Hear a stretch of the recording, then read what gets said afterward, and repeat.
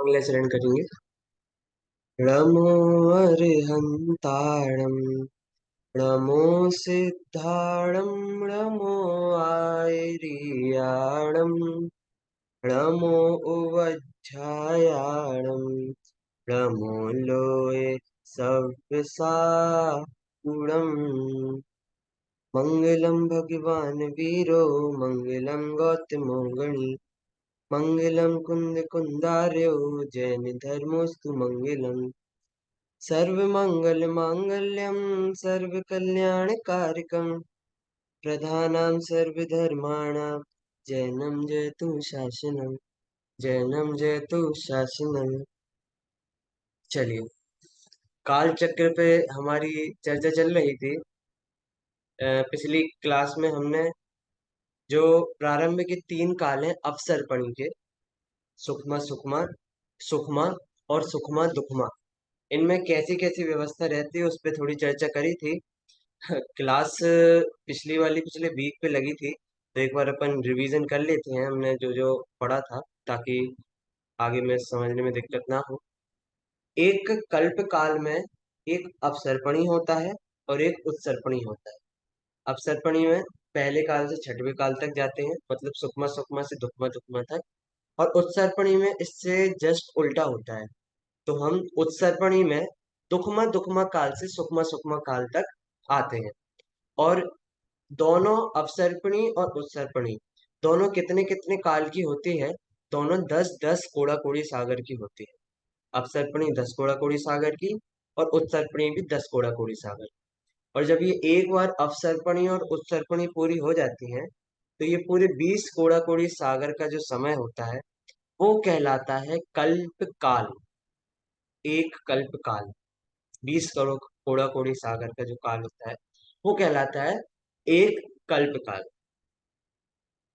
अब ने ये जो अपसर्पणी और उत्सर्पणी नाम है, इनका भी अर्थ देखा था कि ये जैसा सर्पणी है, मतलब सर्प के नाम से ये ऐसा समझ सकते हैं कि जिस प्रकार सर्प होता है उसका जो मुख है और आगे का हिस्सा है वो बड़ा होता है, और पीछे आते आते पूरा वो छोटा होता जाता है। तो अपसर्पणी मतलब जो आगे का हिस्सा है उसका काल तो बड़ा है, वहां पे सब चीज ज्यादा है, और वो चीज धीरे धीरे घटते घटते छठवें काल तक आ जाती है। और उस सर्पणी में सब बढ़ता है। उस सर्पणी में सर्प का आकार पीछे से ले सकते, पीछे छोटा रहता है, फिर आगे आते आते बढ़ जाता है। इस प्रकार अपसर्पणी और उत्सर्पणी के बारे में हमने देखा था कि कैसे पहले काल से लेकर छठवें काल तक समस्त चीजें कम होती जाती है। सुख हो, शरीर की हाइट हो, ताकत हो, ज्ञान हो, ये सब कम होते जाते हैं अवसर्पणी में। और उस सर्पणी में विपरीत होता है, ये सब चीजें बढ़ती जाती हैं। अच्छा, ये छह काल का परिवर्तन कहाँ पे होता है ये भी हमने देखा था कि छह काल का परिवर्तन सिर्फ भरत क्षेत्र और ऐरावत क्षेत्र में होता है। और उसमें भी भरत क्षेत्र और ऐरावत क्षेत्र के आर्य खंडों में होता है। देखिए, भरत क्षेत्र और ऐरावत क्षेत्र दोनों में छह छह खंड होते हैं। चक्रवर्ती जिन छह खंडों की विजय करने जाता है वो छह खंड होते हैं। तो उन छह खंडों में से एक आर्यखंड होता है और बाकी पांच मलिच्छ खंड होते हैं। तो जो छह काल का परिवर्तन होता है वो मात्र एक आर्यखंड जो है दोनों क्षेत्रों में सिर्फ वहीं पे होता है। बाकी के जो पांच मलिच्छ खंड हैं वहां पे काल स्थिर रहता है, वहां पे ऐसा काल परिवर्तन नहीं होता है। फिर प्रत्येक काल की विशेषताएं हमने देखी थी, इनमें ज्यादा चर्चा नहीं करते हैं। हमें आगे का विषय देखना है, एक बार बस जल्दी जल्दी रिवाइज कर लेते हैं। पहला काल जो है वो है उत्कृष्ट भोग। शुरुआत के तीन काल भोग भूमि के रहते हैं, ये हमने चर्चा करी थी। उसमें पहला जो है वो उत्कृष्ट भोग भूमि का है, दूसरा जो है वो मध्यम भोग भूमि का है, और तीसरा है वो जघन्य भोग भूमि का। इस प्रकार तीन प्रकार की भोग भूमि रहती हैं। तीनों में अपने हिसाब से सुख है और उत्सेद है, आयु है, ये सब चीजें कम होती जाती हैं। और तीनों का काल भी कम होता जाता है। जहाँ पहले काल का पहला जो काल है सुकमा सुकमा, उसका काल कितना है? 4 कोड़ा कोड़ी सागर। 4 कोड़ा कोड़ी सागर। दूसरा काल 3 कोड़ा कोड़ी सागर।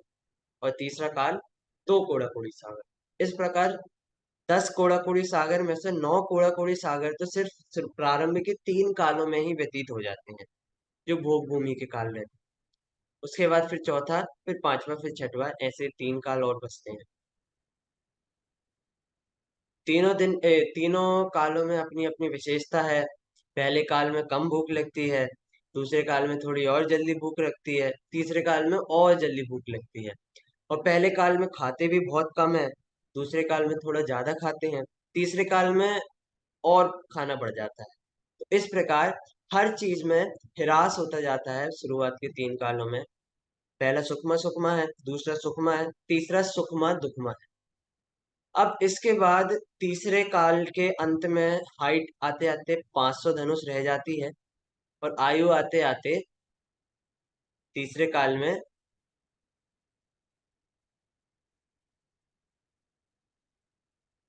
एक सेकेंड, आयु, हाँ, आयु 1 कोटि पूर्व की रह जाती है। तीसरे काल के अंत में 500 धनुष का उच्छेद रहता है, और 1 कोटि पूर्व की आयु रह जाती है। इसके बाद फिर चतुर्थ काल प्रारंभ होता है। चतुर्थ काल का नाम दुखमा सुखमा है। मतलब दुख तो अधिक होंगे, लेकिन इसका मतलब ये नहीं है सुख ना हो, सुख के भी अवसर रहेंगे। यहाँ दुखमा सुखमा काल है, अब दुखमा पहले लिखा है, तो इससे ये तो समझ में आता है कि हाँ भैया, दुख की तो विशेषता है, दुख तो रहेगा। लेकिन इसका ये मतलब नहीं है कि सुख है ही नहीं, दुख भी रहता है और सुख के भी अवसर रहते हैं। अधिक दुख, अल्प सुख, ऐसा ये काल रहता है। और हम जितने प्रथमानियों में कथानक पढ़ते हैं, 24 तीर्थंकरों के हो गए, 12 चक्रवर्तियों के हो गए, 9 नारायण, 9 प्रति नारायण, 9 बलभद्र, जितने भी हम ये सब कहानी पढ़ते हैं, वो चतुर्थ काल में ही ये सब महापुरुष होते हैं, अन्य कालों में नहीं होते। जो 63 सलाखा पुरुष होते हैं, वो 63 के 63 सलाखा पुरुष चतुर्थ काल में ही होते हैं। न तीसरे काल में होते हैं, न 5वें काल में होते हैं। 63 सलाखा पुरुष में कौन कौन आता है? 24 तो तीर्थंकर होते हैं, 12 चक्रवर्ती होते हैं, 9 नारायण, 9 प्रति नारायण, और 9 बलभद्र। इस प्रकार कुल 63, 63 सलाखा पुरुष होते हैं, 63 महापुरुष होते हैं। तो ये 63 के 63 महापुरुष चतुर्थ काल में ही होते हैं। और चतुर्थ काल ही जो एक काल है जहां से मोक्ष जाने के अवसर रहते हैं। 5वें काल से मोक्ष नहीं होता, तीसरे काल से भी नहीं होता। सिर्फ चतुर्थ काल है जहां से मोक्ष जाने के अवसर रहते हैं, अन्य कालों से नहीं रहते। चतुर्थ, अब देखिए, तीसरे काल तक तो भोजन आदि की या फिर हर चीज की जो वो है प्रवृत्ति, वो सब कल्प वृक्षों से हो जाती है। लेकिन तीसरे काल के अंत में कल्प वृक्ष विच्छिन्न होने लगते हैं, मतलब गायब होने लगते हैं। तो अब कल्प वृक्ष जब समाप्त होने लगेंगे, तो लोगों को जीवन यापन करने के लिए षट कर्म सीखने पड़ेंगे। षट कर्म कौन कौन से होते हैं? असी, मसी, कृषि, वाणिज्य, विद्या और शिल्प। मतलब जो डेली के कामकाज हैं, वो सीखने पड़ते हैं। क्योंकि बिना, अब कल्प वृक्ष तो है नहीं, तो उनको ये बना बनाया काम तो मिलेगा नहीं कहीं से, इसलिए उनको ये सब चीजें सीखनी पड़ती हैं, कल्प वृक्षों के ना होने के कारण। तो चतुर्थ काल में कर्म भूमि का प्रारंभ हो जाता है। अभी तक भोग भूमि चल रही थी, तीसरे काल तक कल्प वृक्ष की उपलब्धता थी, सब बैठे बिठाए मिल रहा था। लेकिन चतुर्थ काल से कल्प वृक्ष नहीं रहते हैं, तो यहाँ पे सब कार्य स्वयं से करना पड़ता है। इसीलिए चतुर्थ काल को कर्म भूमि भी कहते हैं। कर्म भूमि यहाँ से प्रारंभ होती है, चतुर्थ काल से। श्लाघ पुरुष एवं महापुरुषों का जन्म एवं मोक्ष भी इसी काल में होता है। अच्छा, चतुर्थ काल का जन्म जीव पंचम काल में मोक्ष जा सकता है, लेकिन पंचम काल का जन्म जीव पंचम काल में मोक्ष नहीं जा सकता। जैसे कोई जीव है, चतुर्थ काल अंत होने वाला है, उस समय पैदा हुआ है, तो उसके पास योग्यता रहती है कि वो पंचम काल में भी मोक्ष जा सकता है अपनी आयु के समय।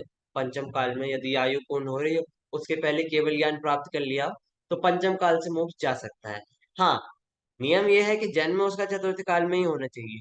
यदि पंचम काल में जन्म हो रहा हो, तो मोक्ष की सुविधा नहीं है, तो उसको मोक्ष नहीं हो सकता। इस प्रकार चतुर्थ काल की भूमिका है। अच्छा, जो भोग भूमि में तीसरे काल तक युगल संतान हो रहे थे, कि भैया युगलीय जन्म होता है, माता पिता होते हैं, उनके बाद फिर बेटा और बेटी जो होते हैं वो जन्म लेते हैं, और उस समय माता पिता का मरण हो जाता है, उनकी आयु खत्म हो जाती है और फिर इनकी आयु प्रारंभ होती है। फिर ये 7 आयु बिताते हैं और फिर अगले युगल आते हैं तो इनकी आयु पूर्ण हो जाती है। ऐसी व्यवस्था अब चतुर्थ काल में नहीं रहती है। यहाँ पे युगल संतान का नियम नहीं होता है और माता पिता के द्वारा बच्चों का पालन किया जाना प्रारंभ हो जाता है। अब युगलीय संतान तो होती नहीं है कि पुत्र और पुत्री आने के बाद जो युगलीय थे पहले माता पिता, उनका देहांत हो जाए, ऐसा तो नहीं होता। तो चतुर्थ काल से माता पिता ही बच्चों का लालन पोषण करते हैं।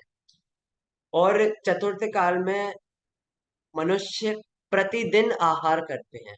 अब देखिए, तीसरे काल तक तो आहार कितने दिन में हो रहा था, कि तीसरे काल में आहार हर दूसरे दिन हो रहा था, ठीक है ना। हर दूसरे दिन, और आहार हो भी कितना रहा था कि आंवले के बराबर आहार हो रहा था। लेकिन चतुर्थ काल में क्या व्यवस्था है कि अब प्रतिदिन आहार होता है एक बार, और आहार का क्वांटिटी भी ज्यादा रहती है। तो अब आहार का भी वो व्यापार बढ़ जाता है चतुर्थ काल में। इस काल के प्रारंभ में मनुष्यों की ऊंचाई 500 धनुष होती है। 500 धनुष की ऊंचाई होती है शुरुआत में चतुर्थ काल के, और आयु 1 कोटि पूर्व होती है, जो तीसरे काल के अंत के समान है। और चतुर्थ काल अंत आते आते जो ऊंचाई है घटते घटते आ जाती है 7 हाथ की, और आयु है वो घटते घटते हो जाती है 120 वर्ष की। ऊंचाई है वो घटते घटते 7 हाथ की रह जाती है, और लंबाई है वो ए आयु है वो घटते घटते 120 वर्ष की रह जाती है। अब कोई पूछे भैया महावीर भगवान की आयु तो 71-72 वर्ष के करीब की थी, अब आप चतुर्थ काल के अंत की आयु तो 120 बता रहे हो, तो महावीर भगवान किस समय हुए? तो महावीर भगवान हुए तो चतुर्थ काल में ही थे, परंतु परंतु ये अवसर्पणी काल भी विशेष चल रहा है, हुंडा अवसर्पणी काल। इसके बारे में अपन आगे विशेष पढ़ेंगे। तो हुंडा अवसर्पणी काल की विकृति के कारण ही इस अवसर्पणी काल में बहुत सारे विभिन्न विभिन्न जो नहीं होनी चाहिए वैसी चीजें हुई हैं। उसके बारे में अपन आगे पढ़ेंगे अभी। लेकिन ये थोड़ा थोड़ा यहाँ पे ऐसे समझ लें कि भाई महावीर भगवान की आयु 71 वर्ष की थी, और चतुर्थ काल के अंत तक तो आयु 120 वर्ष की रहनी चाहिए थी, तो उसका ऐसा नियम। अच्छा, ये काल अब कितना लंबा होता है? अपन ने शुरुआत के 3 कालों में कितने काल गवा दिए थे कि 9 कोड़ा सागर। टोटल अपने पास अवसर्पणी के लिए 10 कोड़ा सागर है, जिसमें से 9 कोड़ा सागर तो निकल गए पहले, दूसरे और तीसरे काल। अब बचा 1 कोड़ा सागर। तो चौथा काल कितना होता है? चौथा काल होता है 42,000 वर्ष कम 1 कोड़ा सागर। मतलब जो बचा हुआ 1 कोड़ा सागर है, उसमें से 42,000 वर्ष निकाल दो, बाकी पूरा काल चतुर्थ काल में ही निकलता है। 42,000 वर्ष कम 1 कोड़ा सागर। अच्छा, 6 संघनन एवं 6 संस्थान वाले मनुष्य एवं तिर्यंच होते हैं। अभी अपन भोग भूमि के संबंध में पढ़ रहे थे, तो वहां पे अपन ने पढ़ा था कि सम चतुरस्त्र संस्थान होता है, और वज्र वृषभ नाराज सैनन होता है।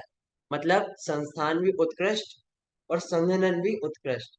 लेकिन चतुर्थ काल में अब आ गए हैं, तो यहाँ पे 6 संस्थान होते हैं, 6 संघनन होते हैं। संस्थान भी थोड़े थोड़े गिरते जाते हैं, संघनन भी थोड़े थोड़े ऐसे गिरते जाते हैं। तो जो चौथा काल है, इसमें 6 संस्थान और 6 संघनन वाले जीव होते हैं। 6 संस्थान, 6 संघनन।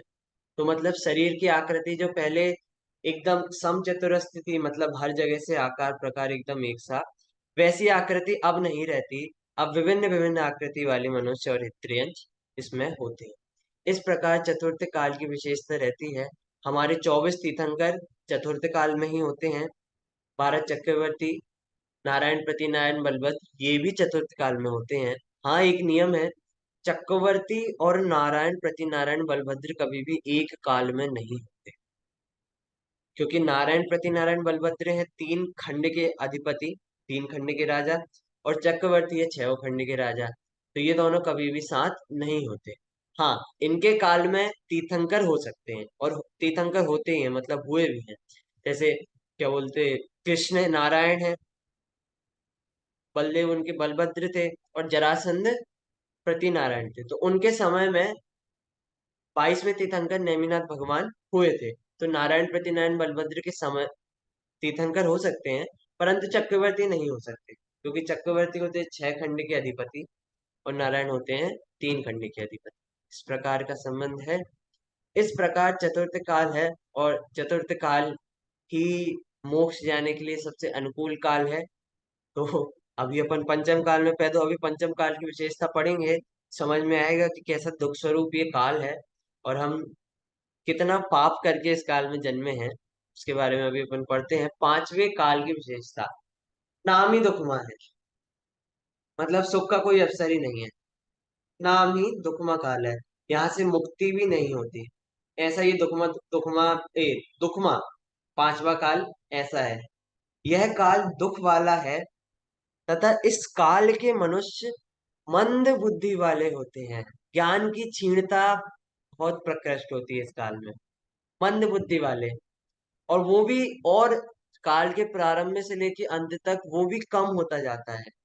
जैसे अभी अपन जो श्रुत परंपरा है उसको पढ़े, तो शुरुआत के जब चतुर्थ काल के आचार्य हैं, फिर उसके बाद के आचार्य हैं जो पंचम काल के प्रारंभ के आचार्य हैं, उनको ग्रंथ आदि से पढ़ने की आवश्यकता नहीं पड़ती। उनके ज्ञान में ही सब बसा रहता है, उनके ज्ञान में ही। और जो भी आचार विचार होता था, वो बोल के होता था, लिखने आदि का कोई था ही नहीं उस समय काम। ज्ञान ही इतना था। फिर धीरे धीरे ज्ञान क्षीण होने लगा। दर्जनाचार्य जी को लगा कि आगे के मनुष्यों का ज्ञान और क्षीण हो जाएगा, तो उनको ये बात पहुंचाने के लिए इनको लिखना जरूरी है। तो उनने फिर आगे जो ग्रंथ है उनको लिपिबद्ध किया, उनको ताड़पत्र इत्यादि में लिखा। तो ये ज्ञान की क्षीणता पंचम काल की शुरुआत से लेके अंत तक होती जाती है। इस काल में मनुष्य अनेक बार भोजन करते हैं। देखिए, चतुर्थ काल में तो दिन में एक बार भोजन करते थे, इस काल में एक दिन में अनेक बार भोजन करते हैं। 2-3 बार नहीं, अनेक बार। जब भी है थोड़ा बहुत कुछ भी निकाल के खा लें, थोड़ी भूख लगी कुछ खा लें, ऐसे अनेक बार भोजन करते हैं इस काल के जी। बहुत तृष्णा रहती है, कंट्रोल नहीं रहता है जिह्वा इंद्री पे। इस काल में ऐसे अनेक बार भोजन मनुष्य लोग करते हैं। देखिए, ये एक वाक्य आता है, शायद रामायण में किसी ने बोला था, मुझे याद नहीं आ रहा है, शायद विभीषण ने बोला था कि यदि मैं झूठ बोलूं तो मैं पंचम काल का मनुष्य हूं। यदि मैं झूठ बोलूं तो मैं पंचम काल का मनुष्य हूं।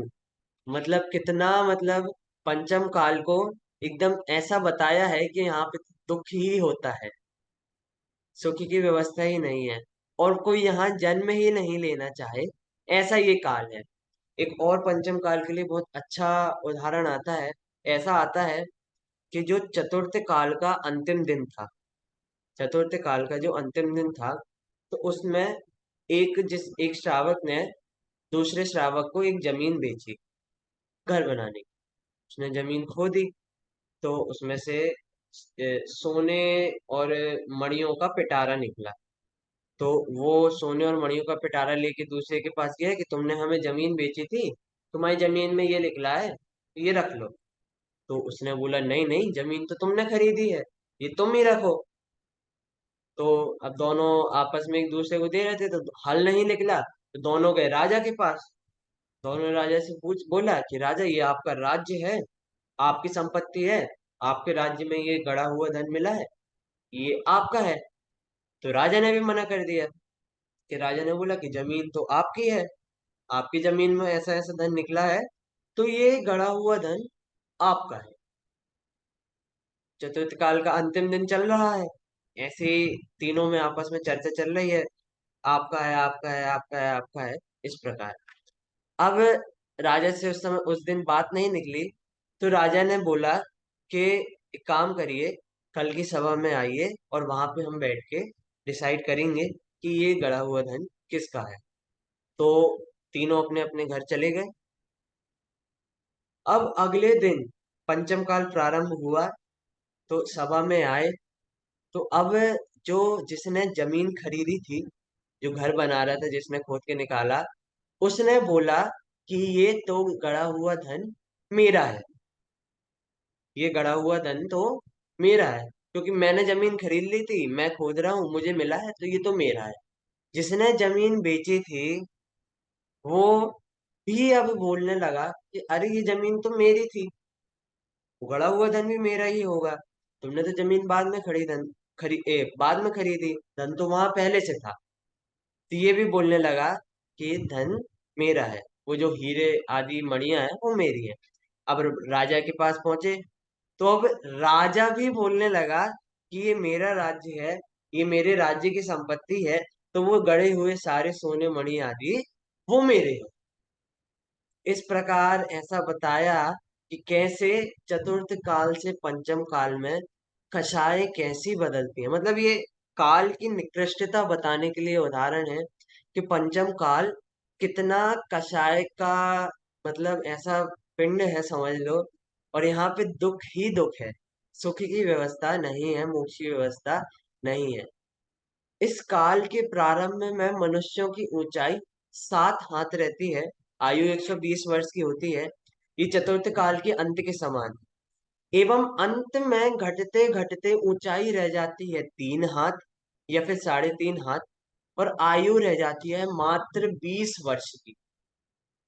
अब आयु क्षीण होते होते अपन ऐसे भी देख सकते हैं, अपन सामने ही देखते हैं कि कैसे अपने पहले लोग कितने 90 90 95 ईयर्स की एज तक जीते हैं। पर आजकल देखो तो कोई ना कोई बीमारी हो जाती है, और जल्दी जल्दी लोगों का मरण होता है। तो ये अपन ऐसा जो अवसर्पणा होती है, इसको अपन प्रत्यक्ष देख सकते हैं, कैसे कैसे सब चीजों में हानि होती जाती है। इस प्रकार इस काल में 7 हाथ से लेके 3.5 हाथ तक हाइट गिर जाती है, और आयु भी 120 वर्ष से गिरते गिरते अंत में मात्र 20 वर्ष की रह जाएगी। अच्छा, इस काल में ऐसा नहीं होता कि जैन धर्म ना रहे, जैन धर्म तो रहता है, बस इस काल में हीन होता जाता है सब कुछ। जैन धर्म का प्रचार प्रसार भी धीरे धीरे हीन होता जाता है। अच्छा, ये काल कितने वर्ष का रहता है? देखिए, अपने पास चौथे काल तक 10 कोड़ा सागर में से सिर्फ 42,000 वर्ष बचे हैं। ठीक है, 42,000 वर्ष बचे हैं, बाकी हमने 9 कोड़ा सागर, और 1 कोड़ा सागर में से 42 वर्ष हटा दो, उतना समय तो निकल जाता है चौथे काल तक।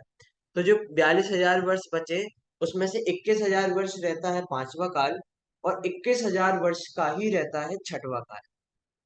तो यह काल 21,000 वर्ष का होता है। उसमें पांचों वर्ण वाले कांति से हीन शरीर होते हैं। देखिए, एक और विशेषता है, कांति जो होती है शरीर से, जो आकर्षण होता है, वो भी इस काल में कम हो जाता है। और इस काल में अंतिम 3 संघननधारी मनुष्य होते हैं। कौन से होते हैं? अंतिम 3 संघननधारी वाले, मतलब जो शुरुआत के 3 संघनन होते हैं, वज्र वृषभ नाराज सेनन, वज्र नाराज सेनन और अर्ध नाराज सेनन, ऐसे जो 3 शुरुआत के संघनन होते हैं, ये तीनों संघनन इस काल में नहीं होते।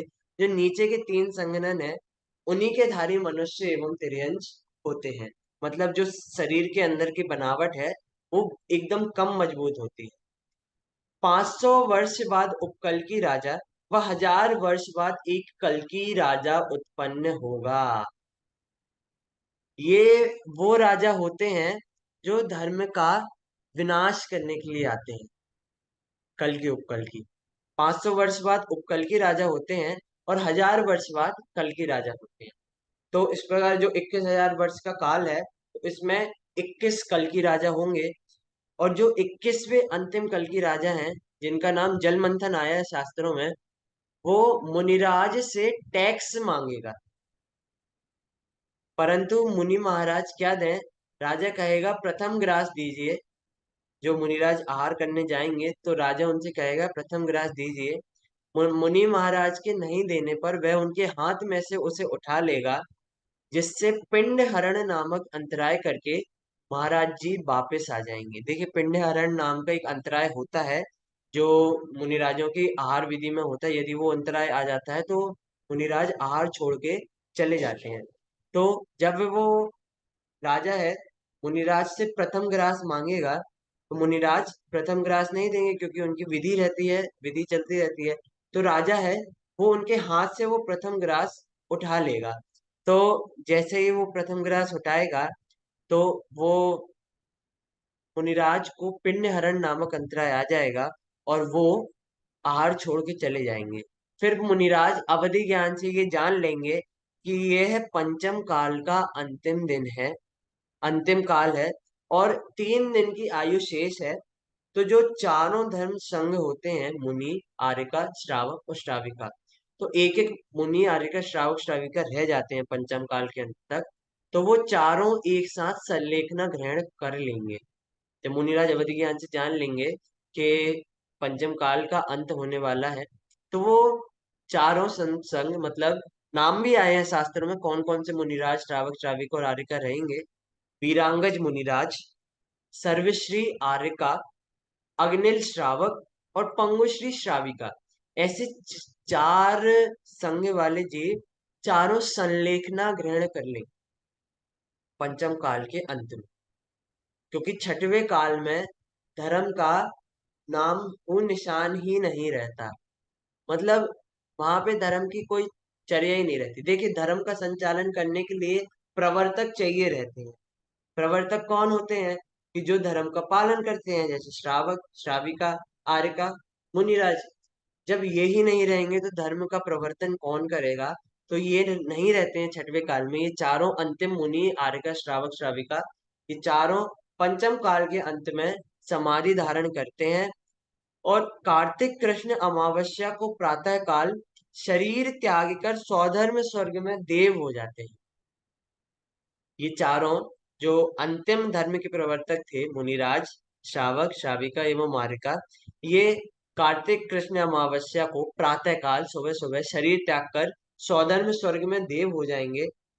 और फिर जो मध्याह्न, मतलब दोपहर के समय असुर कुमार जाति के जो देव हैं, वो जो धर्मद्रोही कल्कि हैं, जो ऐसे राजा थे, उनको समाप्त कर देगा और सूर्यास्त के समय अग्नि नष्ट हो जाएगी और इस प्रकार पंचम काल का अंत हो जाएगा।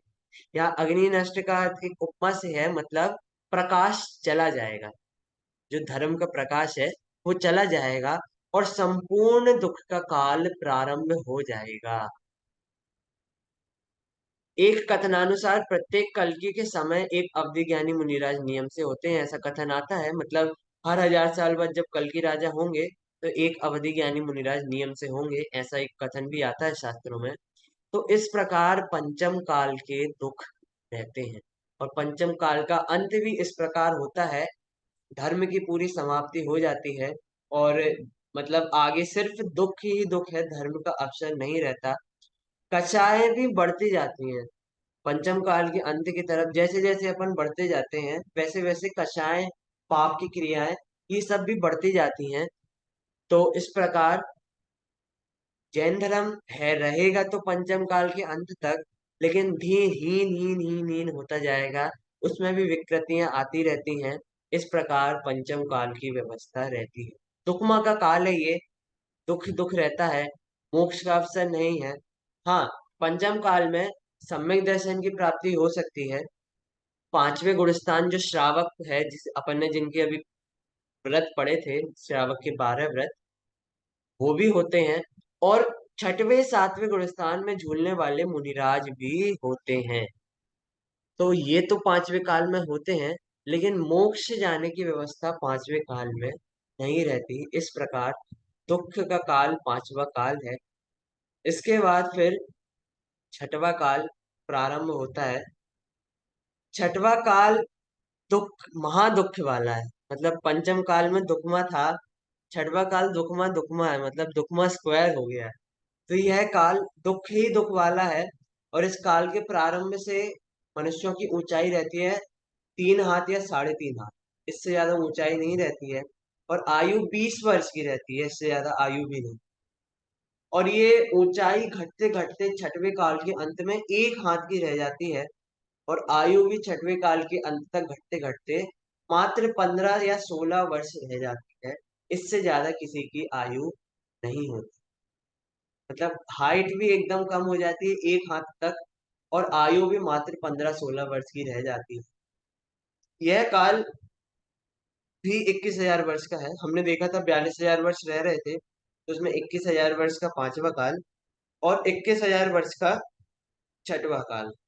अच्छा, इसमें शरीर का जो रंग है वो धुएं के समान काला सा होता है। विकृति दिखाने के लिए ऐसा बता रहे हैं कि शरीर का जो रंग है वो भी धुएं के समान काला सा होता है।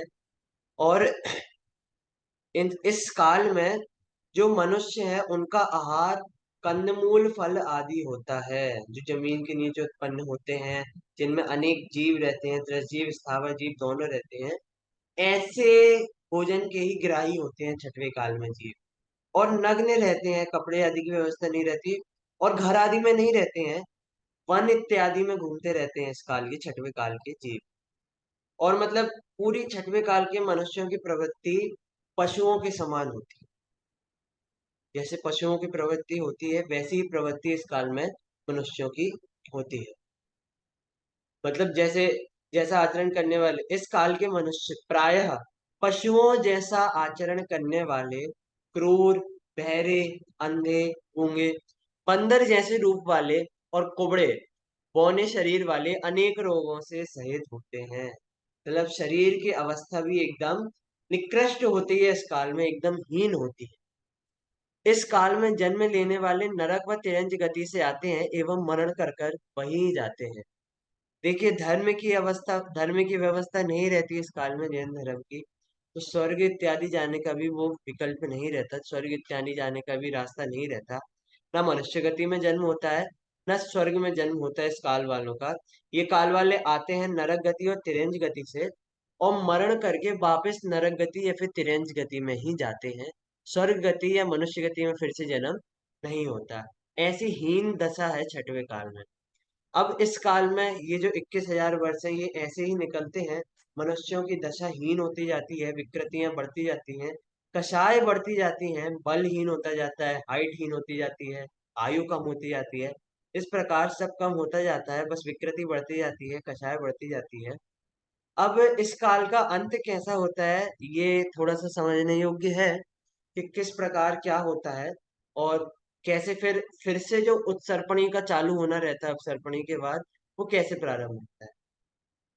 इस काल में के अंत में, छठवें काल के अंत में, एक संवर्तक नाम की वायु होती है। मतलब हवा रहती है, वो एकदम तूफान वाली हवा। वो पर्वत, पेड़, जमीन आदि सब कुछ चूर करते हुए ऐसी ही निकलती जाती है अंत तक। संवर्तक नाम की एक हवा रहती है, बहुत भयानक हवा रहती है, जो अपने रास्ते में जो भी चीज आती है उन सब चीजों को तोड़ तोड़ के निकलती जाती है। अब चाहे वो पर्वत हो, चाहे पेड़ हो, भूमि हो, सबको तोड़ तोड़ के आगे निकलती जाती है। अब ऐसा जब भयानक भवंडर या हवा चलते हुए देते हैं, तो वहां के जो जीव हैं वो मूर्छित हो जाते हैं, भय से आकुल व्याकुल हो जाते हैं, बहुत से जीव मर भी जाते हैं। तो जब ऐसे व्याकुल मनुष्य हैं, तो वो फिर इस हवा से बचने के लिए विजयार्ध पर्वत की गुफाओं में चले जाते हैं, या फिर गंगा और सिंधु नदी है उनकी जो साइड वाली जगह है वहां पे जाके प्रवेश कर जाते हैं, ताकि इस हवा से बच सके। और बहुत से जो दयावान विद्याधर होते हैं, या फिर जो स्वर्ग या फिर भवनवासी आदि देव होते हैं, वो भी मनुष्यों को और या फिर तिरंजों में से बहुत से जीवों को वहां ले जाकर सुरक्षित रख देते, विजयात पर्वत की गुफा या फिर गंगा सिंधु नदी के बाजू में। तो इस प्रकार ऐसी हवा से बचने के लिए बहुत सारे जीव तो मर जाते हैं, बहुतों को यहाँ पे शरण मिल जाती है। इसके बाद फिर लाइन से 7-7 दिन तक 7 प्रकार की विपरीत वृष्टि होती, बारिश होती है, अलग अलग चीज की। जैसे ओला गिरे, क्षार जल गिरा मतलब नमक वाला पानी, विष, जहर, धूम, धूल, वज्र की अग्नि होती है, वज्र, और जलती हुई दुर्पेक्ष ज्वाला, अग्नि, अग्नि की भी वर्षा होती है। इस प्रकार 7 दिन तक अलग अलग प्रकार की विपरीत वृष्टियां होती हैं, जो जमीन को एकदम नाश जैसी कर देती हैं। मतलब ऐसी 49 दिन तक 7 प्रकार की वर्षाएं होती हैं। ओली की, क्षार जल की, विष की, धूम की, धूलि की, वज्र की और जलती हुई ज्वाला अग्नि की वर्षा होती है। इस प्रकार 7 दिन की वर्षा होती है, वो भी 7 7 दिन तक। 7 प्रकार की वर्षा 7 7 दिन तक, तो 49 दिन तक ऐसी उल्टी उल्टी वर्षाएं होती रहती हैं। अच्छा, जो बचे हुए मनुष्य हैं वो उन वर्षाओं से नष्ट हो जाते हैं। जो हमारे विजात पर्वत अथवा गंगा सिंधु के पास नहीं जाते, वो सारे इन वर्षाओं से नष्ट हो जाते हैं, उनका मरण हो जाता है। अच्छा, जो विष और अग्नि जैसी वर्षा होती है उससे तो जमीन बच ही नहीं सकती। तो 1 योजन तक जो जमीन है उसकी मोटाई कम हो जाती है। अब इतना सब नाश हो जाता है छठवें काल की अंत तक। फिर अब उत्सर्पणी काल कैसे प्रारंभ होता है, क्योंकि यहाँ पे तो अवसर्पणी के 10 कोड़ा कोड़ी सागर ये 49वें दिन समाप्त हो जाते हैं। तो अब उत्सर्पणी कैसे प्रारंभ होता है कि इसके बाद उत्सर्पणी का जब प्रारंभ होता है तो 49 दिन तक सुवृष्टि होती है। सुवृष्टि मतलब अच्छी अच्छी वृष्टि।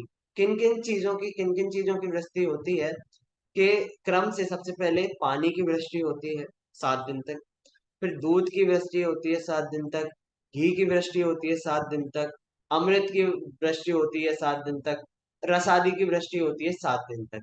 इस प्रकार 49 दिन तक अच्छे अच्छे रसों की, अच्छी अच्छी चीजों की वृष्टि होती है, जिससे जो पृथ्वी है उसमें थोड़ी सी स्निग्धता आती है। उसमें मतलब जो पृथ्वी है फर्टाइल हो जाती है, ताकि उसमें गेहूं आदि अनाज आदि उग सके।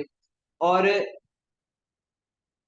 उससे ऐसी वर्षा से बहुत प्रकार के जो पेड़ इत्यादि हैं वो भी उत्पन्न हो जाते हैं। और जब इन सब चीजों की वर्षा होती है तो जो वायु है वो भी थोड़ी सुगंधित हो जाती है।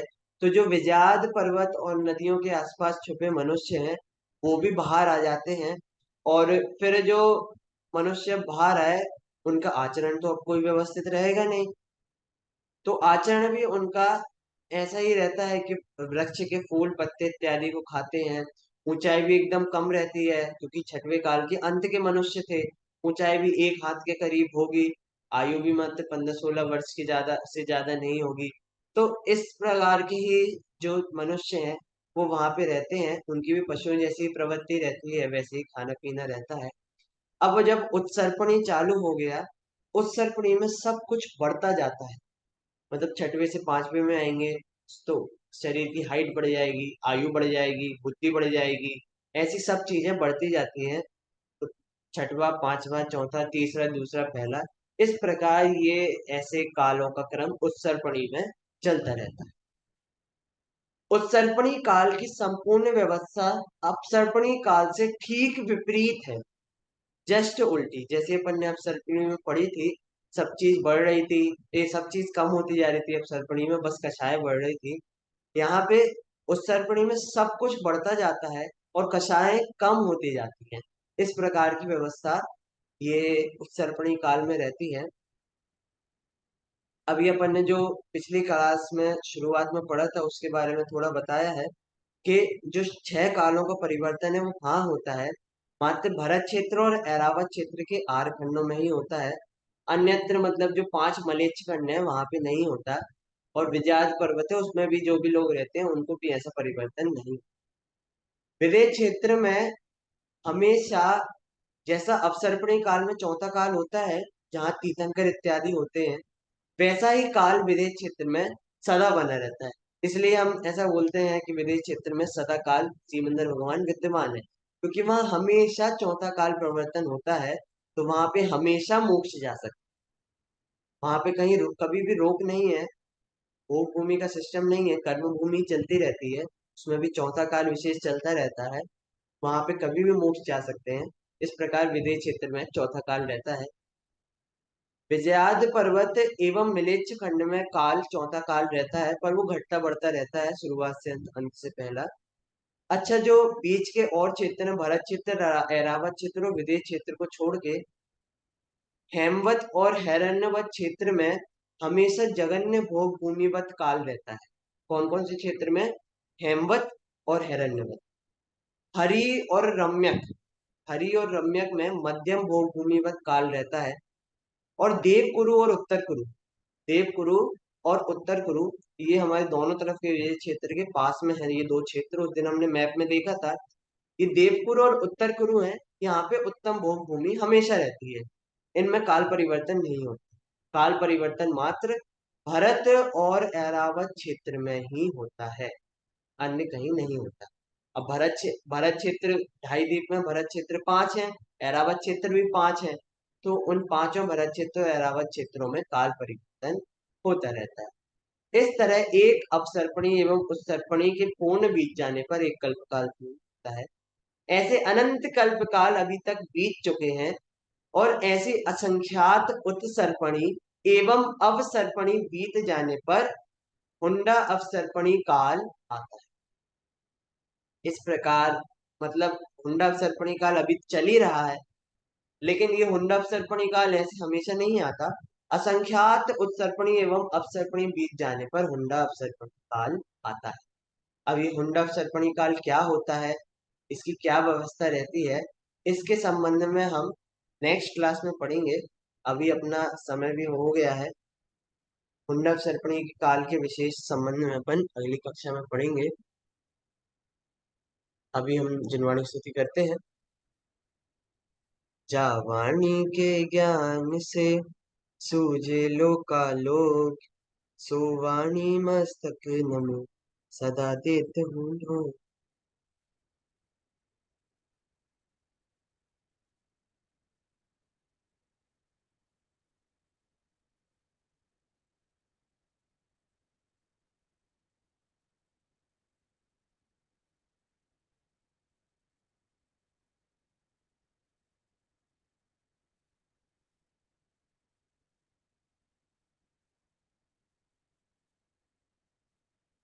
विद्वाचांग में जिनवाणी माता की जय।